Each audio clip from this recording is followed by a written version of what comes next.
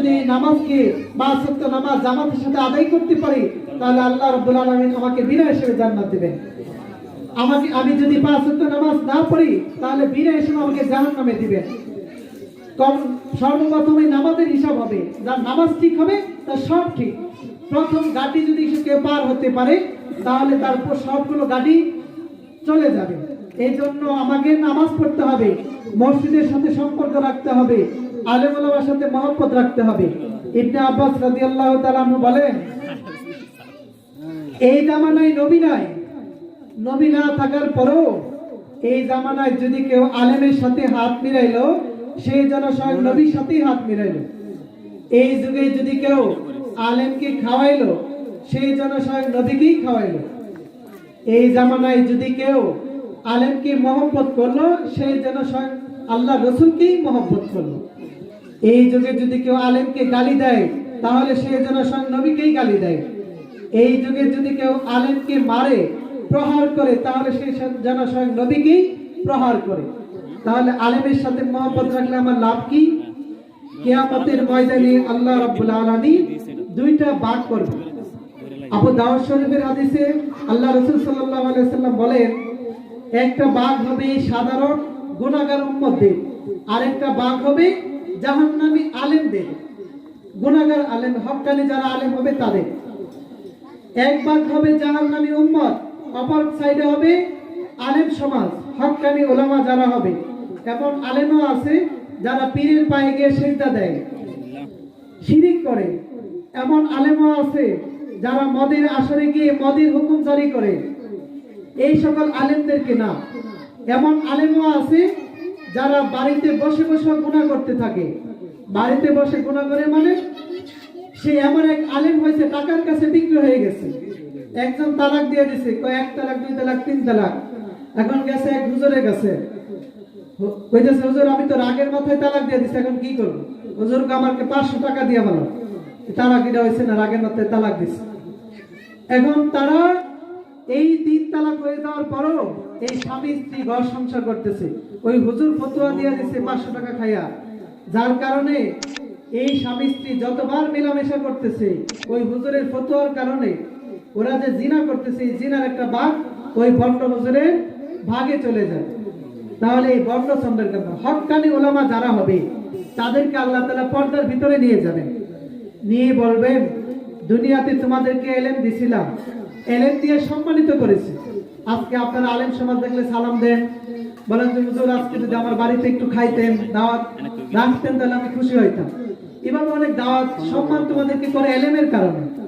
তোমাদেরকে যে এলেম দিছিলাম, এলেমের কারণে সম্মানিত করেছি।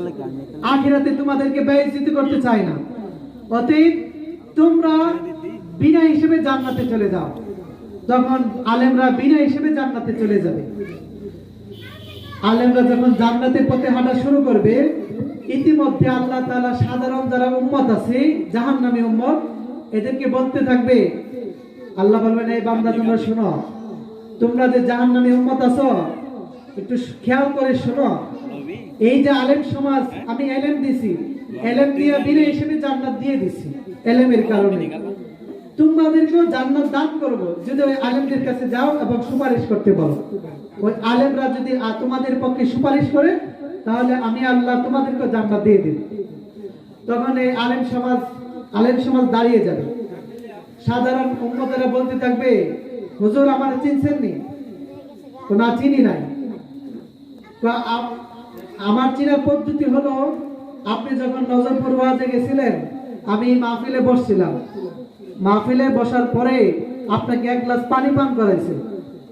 এক গ্লাস পানি যে পান করেছি মহব্বত কইরা। আরেকজন বলবে, হুজুর আমার চিনছেন নি? না, চিনি নাই। আমি হলাম ওই লোক যে আপনি আমাদের মসজিদে নজরপুরে আসছিলেন, হেলিপোর্টের মসজিদে আয়েশা পানি পিছাতেছিলেন ওযু করা, কিন্তু পানির ব্যবস্থা ছিল না। আমি কষ্ট করে পাশের বাড়ি থেকে 1 বদনা ওযুর পানি আনছিলাম, আইনা আপনাকে মহব্বত করে ওযুর পানি দিছিলাম। আরেকজন বলে, হুজুর আমাদের এলাকায় দিয়া আসা যাওয়া করতেন, আসা যাওয়ার সময় আপনাকে সালাম করতাম, এই মহব্বত করে আপনাকে সালাম দিতাম। আরেকজন বলবে, হুজুর আপনি যখন ইমামতি করতেন আমাদের মসজিদে, তখন প্রতিদিন সকালে আমি আপনার জন্য খানা নিয়ে আসতাম, মহব্বত করে নিয়ে আসতাম। ওতে মহব্বত যে করছি আপনি আল্লাহর দরবারে সেজন্য সুপারিশ করেন। তখন আলেম বলবে তাই নাকি?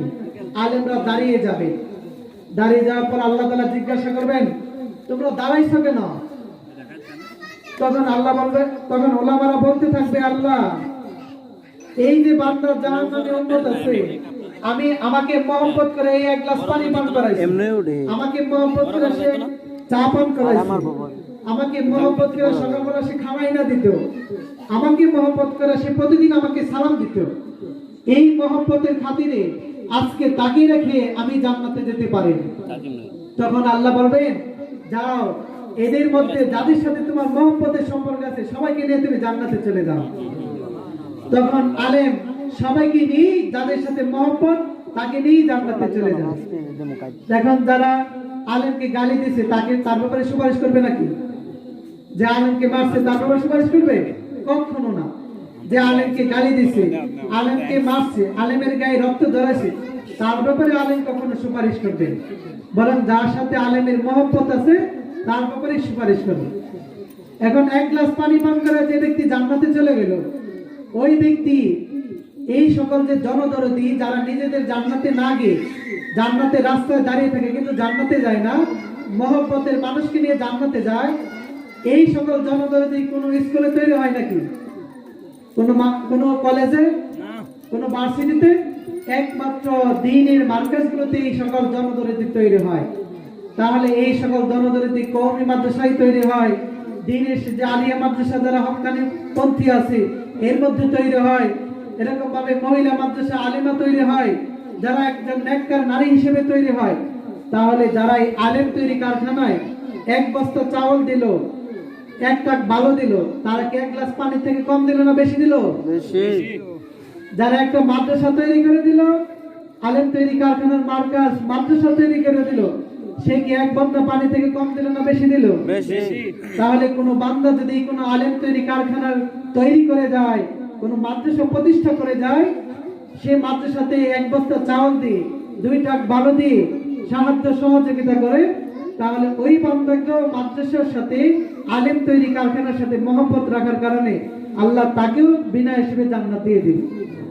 সুবহানাল্লাহ। এক সাহাবী আল্লাহ রাসূলের কাছে আসছে, ইয়া রাসূলুল্লাহ মাতা সাআহ, কিয়ামত কবে হবে? আল্লাহ রাসূল বলেন কিয়ামত তো হবে অবিসম্ভাবী, এটাকে কেউ ফিরাতে পারবে না, তবে তোমার কোনো আমল আছে কিনা? তো ইয়া রাসূলুল্লাহ আমার তো কোনো আমল নাই, তবে এতটুকু আছে আমি আল্লাহ এবং তার রাসূলকে ভালোবাসি। আল্লাহ বলেন যাও এই ভালোবাসাটাই তোমার কাজ দেবে, তোমার উপকারী হবে। তাহলে আমিও যদি আলেমের সাথে মহব্বত রাখতে পারি, মহান আল্লাহ আমাকেও জান্নাত দিবেন। মহান আল্লাহ বলেন কুল ইন কুনতুম তুহিব্বুনাল্লাহ ফাত্তাবিউনি ইউহিব্বুকুমুল্লাহ ওয়া ইয়াগফির লাকুম যুনুবাকুম আল্লাহু গফুরুর রহিম। হে ঈমানদারেরা, তোমরা যদি আমি আল্লাহকে ভালোবাসতে চাও, ফাত্তাবিউনি তাহলে আমি রাসূলের আনুগত্য করো, ইউহিব্বুকুমুল্লাহ তাহলে আল্লাহ তোমাদেরকে ভালোবাসবেন। যদি তোমরা আমাকে ভালোবাসতে চাও তাহলে আমি রাসূলের আনুগত্য করো, তাহলে আমাকে ভালোবাসতে হবে না, আমি তোমাদেরকে ভালোবাসবো। শুধু ভালোবাসবো না, ওয়া ইয়াগফির লাকুম যুনুবাকুম তোমাদের যত পাপ আছে সমস্ত পাপ আমি ক্ষমা করে দেব। আল্লাহু গফুরুর রহিম আল্লাহ হলেন ক্ষমাশীল এবং দয়ালু। আমরা যত পাপই করি না কেন, পুরো পৃথিবী যদি গুনাহে ভরপুর হয়ে যায় আর ওই বান্দা যদি খাস দিলে একবার তওবা করতে পারে, তওবাতান নাসুহা একবারে খাঁটি দিলে তওবা করতে পারে, আল্লাহ তার পিছনে সমস্ত গুনাহ maaf করে দেবেন। একবার তাকি উসমানী দামাত বরকাতুহুম আলিয়া, তাকি উসমানী হলেন বর্তমান বিশ্বের সবচেয়ে বড় আলেম, পাকিস্তানের ইসলামী শরিয়া আদালতের প্রধান বিচারপতি। তিনি বলতেছেন পুরো পৃথিবী তিনি 3 বার সফর করেছেন, পুরো বিশ্ব তিনি 3 বার সফর করেছেন। এক পর্যায়ে তিনি আফ্রিকাতে বন জঙ্গলের দেশ আফ্রিকাও সফর করেছেন। সফর করার এক পর্যায়ে তিনি ট্রেন দিয়ে সফর করতেছেন। ট্রেন দিয়ে সফর করার সময় ট্রেনটা স্টেশনে দাঁড়াইছে। তিনি তার খাদেম ছাত্রকে বলতেছেন যে ট্রেনটা কতক্ষণ দাঁড়াবে? ছাত্র বলতেছে হযরত ট্রেনটা এখানে 20 মিনিট ওয়েটিং করবে, 20 মিনিট পরে এই ট্রেনটা এখান থেকে ছাড়বে। তখন তিনি বলতেছেন যে আমি ট্রেনে বসে না থেকে বন জঙ্গলের যে দেশটা এটা একটু অবলোকন করি, একটু দেখি করে গেল। তিনি গেলেন, বাগানে যাওয়ার পরে দেখেন অনেক সুন্দর সুন্দর গাছ। গাছ দেখার পরে একটা সুন্দর, এত একটা সুন্দর গাছ তাকে আকর্ষণ করে ফেলেছে, ম্যাগনেটের চেয়ে আরো বেশি তাকে আকর্ষণ করে ফেলেছে। তিনি বলতেছেন পুরো বিশ্ব আমি 3 বার সফর করেছি, কিন্তু এত সুন্দর গাছ আমি কোথাও দেখি। তখন তিনি এই গাছটাকে ধরতে গেলেন। তার পিছনে থাকা খাদেম বলতেছেন হুজুর হুজুর। তো হুজুর হুজুর যে বলছে এটা বিপদ একটা সংকেত। তিনি পিছনে ফিরে তাকালেন এবং হাতকে গুটিয়ে নিলেন। এক পর্যায়ে তিনি বলতেছেন এত সুন্দর একটা গাছ আমি এটা ধরতে যেতেছি, কিন্তু ইতিমধ্যে তুমি আমাকে বাধা প্রদান করলে কেন? হুজুর, এই যে গাছটা আপনি ধরতে গেছিলেন, এই গাছটা পৃথিবীর সবচেয়ে সুন্দরতম একটা গাছ। এর চরিত্র খুব সুন্দর, এর চেহারা অনেক সুন্দর, কিন্তু এর চরিত্র অনেক খারাপ। মানে এর কারণ কি? আমি তো এত সুন্দর গাছ আর দেখিনি, আর তুমি কি কথা বলতেছো এই কথা? তখন ওই ছাত্র বলতেছে হুজুর, এই যে একটা গাছ আছে, পৃথিবীতে যত বিষাক্ত প্রাণী আছে, যত বিষাক্ত সাপ আছে, সবচেয়ে বিষাক্ত হলো এই গাছ। যদি কারো অজান্তে বা অবহেলায় বা ইচ্ছাতে এই গাছে কারো টাচ লেগে যায়, সাথে সাথে সে 4 থেকে 5 মিনিটের মধ্যেই বিষে আক্রান্ত হয়ে সে মৃত্যুর কোলে ঢলে পড়বে। তাহলে এত বড় এক বিষাক্ত গাছকে, তাকে ওসমানী দামাত বরকাতুম আলিয়া বলতেছেন এত বড় একটা বিষাক্ত গাছকে কেন রাখা হয়েছে, রাষ্ট্রীয়ভাবে লালন করা হইতেছে, কেন তাকে নিধন করা হইতেছে? তখন ছাত্র বলতেছে হুজুর, পৃথিবীতে যত কিছু আল্লাহ তাআলা বানাইছে সব তো আমাদের কল্যাণের জন্য বানাইছে, তো এই গাছও আমাদের কোনো না কোনো কল্যাণের জন্য বানাইছে। এই যে গাছ আপনি দেখতে পাইতেছেন, আমার সাথে আসেন। তখন তিনি ছাত্র সামনে তাকে নিয়ে গেলেন। সামনে নিয়ে যাওয়ার পরে বলতেছেন হুজুর, এখানে একটা গাছ দেখেন, এই যে ছোট একটা গাছ, এই ছোট গাছের গুণ হলো এই বিষাক্ত গাছ তার 1 থেকে 1.5 হাতের মধ্যে ছোট একটা গাছ। এই গাছের গুণ হলো যদি কারো অজান্তে বা অবহেলায় বা ইচ্ছাতে ওই বড় গাছটাতে, সুন্দর গাছটাতে কারো টাচ লেগে যায় আর বিষে আক্রান্ত হয়ে যায় তার দেহ, সেই যদি 1 থেকে 1.5 হাতের মধ্যে খোঁজে এই ছোট গাছটা পাবে। এই গাছটাতে হাত দেওয়ার সাথে সাথে সমস্ত বিষ তার দূর হয়ে যাবে এবং সে বিষমুক্ত হয়ে সুস্থ হয়ে যাবে।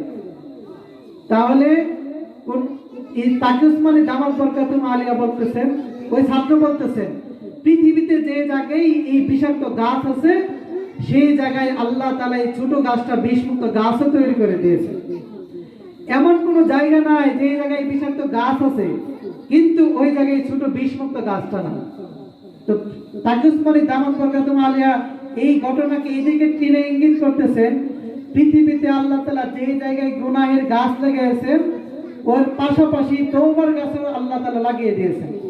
চোখের গুনাহ হয়ে গেছে, তাহলে তওবার গাছে টাচ লাগিয়ে দেন, অটোমেটিক চোখের সব গুনাহ আল্লাহ মাফ করে দেবেন। লজ্জাস্থানের গুনাহ হয়ে গেছে, তওবার গাছে টাচ লাগিয়ে দেন, অটোমেটিক লজ্জাস্থানের সব গুনাহ আল্লাহ মাফ করে দেবেন। হাতের গুনাহ হয়ে গেছে, আপনি তওবার গাছে টাচ লাগিয়ে দেন, হাতের সব গুনাহ আল্লাহ মাফ করে দেবেন।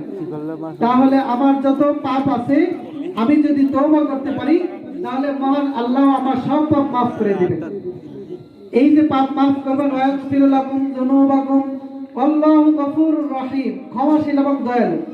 এই পাপ হয়ে গেছে পুরো পৃথিবী, আর পৃথিবীতে জায়গা নাই। এই সমস্ত পাপ হয়ে যাওয়ার পরে আল্লাহ এই গুনাহকে মাফ করে সবগুলো সওয়াব দ্বারা পরিপূর্ণ করে দিবেন। এজন্য আমার রাসূলের ইত্তেবা করতে হবে, রাসূলকে ভালোবাসতে হবে, রাসূলের ইজ্জত সম্মানের প্রতি খেয়াল রাখতে হবে। আজকে আমার রাসূলকে নিয়ে যারা ব্যঙ্গাত্মক চিত্র করে, আজকে আমি মুসলমান হয়ে আমি দেখতেছি আমার রাসূলের ইজ্জত নিয়ে কখনো কাদিয়ানীরা টানাটানি করে, কখনো কুফাররা টানাটানি করে, কখনো নাস্তিক বেঈমানেরা টানাটানি করে। এইভাবে যখন টানাটানি করতেছে আমার রাসূলকে নিয়ে, আজ আমি ঘরে বসে আছি, চায়ের বসে আছি, আন্দোলন সংগ্রাম করতেছি না। ফ্রান্সে আমার নবীকে নিয়ে ব্যঙ্গাত্মক উলঙ্গ করে চিত্র তৈরি করে, আর আমি আজকে ঘরে বসে আছি। আমি কখনো পূর্ণাঙ্গ মুমিন হতে পারবো না। আল্লাহ রাসূল বলেন পূর্ণাঙ্গ মুমিন তখনই হতে পারবে যখন আমি রাসূল তার মা, তার বাবা, এমনকি তার জান থেকে আমি যখন ভালোবাসার পাত্র না হব, ততক্ষণ সে পর্যন্ত সে পূর্ণাঙ্গ মুমিন হতে পারবে না। আজকে যে ফ্রান্সে আমার নবীকে নিয়ে ব্যঙ্গাত্মক রম্য এরকম ভাবে ব্যঙ্গাত্মক চিত্র তৈরি করতেছে, আমাকেও রাজপথে নামতে হবে। আর যদি আমি ঘরে বসে থাকি, মহান আল্লাহ তাআলা আমাকে কিয়ামতের ময়দানে কাঠ গড়ায় দাঁড় করে জিজ্ঞেস করবেন, ওহে বাংলার 16 কোটি মুসলমান, তোমার সামনে আমার নবীর ইজ্জতকে ফ্রান্সের ময়দানে লাঞ্ছিত করেছিল, আর তুমি চা স্টলে বসে চা খাচ্ছিলে, নবীর পক্ষে হয়ে আন্দোলন করছিলে না। তোমার সামনে হাজার হাজার উলামায়ে কেরাম বুকে রক্ত ঝরিয়েছিল, কিন্তু তুমি এক পাও নড়িয়েছিলে না, বরং তুমি ঘরে বসে বসে ঘুমিয়েছিলে। আজকে তোমাকে জাহান্নামে যেতে হবে। এই জন্য আমার নবী প্রেমে উদ্বুদ্ধ হয়ে, নবীর পক্ষ হয়ে আমার জান, আমার মাল, এমনকি আমার রক্ত দিয়ে হলেও আমার নবীর ইজ্জতের হেফাজত করতে হবে। ইনশাআল্লাহ আমরা সকলে রাজি আছি তো? ইনশাআল্লাহ সবগুলো কথার উপর আমাকে এবং আপনাদের সকলকে আমল করার তৌফিক দান করুন, এবং নবী প্রেমে উদ্বুদ্ধ হয়ে নিজেদের জান, মাল, ইজ্জত, আবরু হেফাজত করার তৌফিক দান করুন। পক্ষান্তরে উলামাদের তত্ত্বাবধানে থেকে সর্বস্তরে আমরা যে কাজই করি না কেন, আমরা নামাজ পড়তেছি, আমার নামাজ হইতেছে কিনা এটা উলামাকে দেখাবো। আমি হজ করতেছি, আমার হজ হইতেছে কিনা উলামাকে সামনে রাখবো। আমি ওয়াজ করতেছি, আমার ওয়াজটা হইতেছে কিনা, ইখলাস থাকতেছে কিনা, ইখলাসী নিয়ে আমি ওয়াজ করতেছি না, সেটা আমাকে লক্ষ্য করতে হবে। পক্ষান্তরে সকল কাজে আমার আলেমকে মানে চলতে হবে। আমি তাবলীগ করতেছি, আমার আলেমকে মানতে হবে। আমি দাওয়াতের কাজ করি, এই আলেম ছাড়া আমি যদি দাওয়াতের কাজ করি, তাহলে এই তাবলীগ চলে যাবে গুমরাহির পথে। আলেম যতদিন থাকবে, এই দাওয়াতের তাবলীগের কাজ হকের উপর থাকবে। আলেম ছাড়া যদি আমি তাবলীগের কাজ করি, এই দাওয়াতের তাবলীগ গুমরাহির পথে চলবে। আলেম ছাড়া যদি আমি নামাজ আদায় করি, এই নামাজ আমাকে জাহান্নামে নিয়ে যাবে। এই জন্য আমার নামাজ কিভাবে আমি শুদ্ধ করব, এই শুদ্ধতা আমাকে রক্ষা করতে হবে।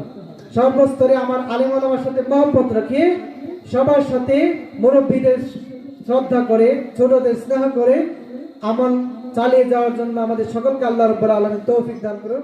আখির দাওয়ানা।